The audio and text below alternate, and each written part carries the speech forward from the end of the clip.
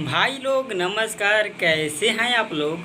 तो दोस्तों, कल 1 अगस्त है और कल अरविंद अकेला जी का एक बहुत ही बवाल बोलबम गीत रिलीज होने वाला है, जिस गाने का टाइटल है भौजी जल ढारेली। जी हाँ दोस्तों, तो हम आपको बता दें, इस गाने का राइटर हैं पवन पांडे जी, जिनका लिखा हुआ गाना काफ़ी बवाल होता है। और इस गाने का म्यूजिक दिए हैं आर्या शर्मा जी। तो दोस्तों, हम आपको बता दें, ये गाना कल सुबह 7 बजे म्यूजिक वाइड पर रिलीज़ किया जाएगा। दोस्तों, इस गाने को गाए हैं अरविंद अकेला उर्फ कल्लू जी ने।